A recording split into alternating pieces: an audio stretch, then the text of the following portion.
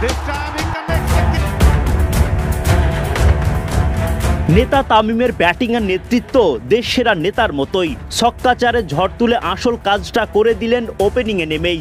মিরাজকে নিয়ে ওপেনিং বাজিতেও সফল। কাইল মেয়ার্স আবারও দারুণ কার্যকরী। সফল বরিশালের সামনে দফায় দফায় মেজাজ হারালেন কুমিল্লার লিটন মুস্তাফিজরা।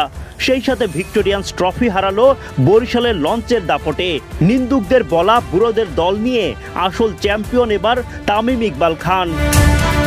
নিন্দুকরা বলেছিল তামিম রিয়াদ মুশফিকদের ফরচুন বরিশাল বুড়োদের দল, অধিনায়ক হিসেবে তামিম নাকি চলেই না। সেই বুড়ো হারগুলোর ভেলকিতেই কুপকাত বিপিএলের সফলতম দল কুমিল্লা ভিক্টোরিয়ান্স। ক্রিকেট মাঠের দেশসেরা সারেং তামিমের হাত ধরে বিপিএল শিরোপা এবার বরিশালের লঞ্চে উঠবে। তার আগে তামিমরা ফাইনালে পাড়ি দেন কঠিন পথ। ফাইনাল জিততে ফরচুন বরিশালের সামনে লক্ষ্য 155। মেহেদী হাসান মিরাজকে নিয়ে ওপেনিংয়ে তামিম খেলেন বড় বাজি। অধিনায়ককে আস্থার প্রতিদান দিয়ে 4-এর পর ছক্কা দিয়ে নামের পাশে রান বসানোর শুরু মিরাজের। ডাউন দ্য উইকেট এসে তানভীরকে ছক্কা হাঁকিয়ে তামিম দেখান পুরনো রূপ। পরের বলে আরেক ছক্কায় তামিম বুঝিয়ে দেন কে বলে ওপেনিংয়ে নাকি তামিম চলে না। মিরাজ তামিমদের দারুণ শুরু থামাতে না পেরে বিষণ্ণতা লিটনের চোখে মুখে।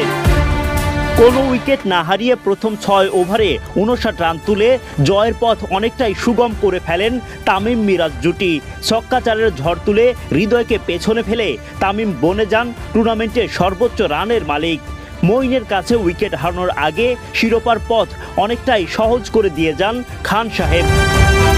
কার্যকরী 29 রান করে মিরাজ ফিরে গেলেও জয় পেতে বাঁধা হয়নি বরিশালের। মুশফিক, কাইল মেয়ার্স সহ এক ঝাঁক তারকা নিয়ে গড়া বরিশালের লম্বা ব্যাটিং লাইন আপ। উড়ন্ত ফাইনাল জয়ে তাই তো শেষ পর্যন্ত চ্যাম্পিয়ন ফরচুন বরিশালই।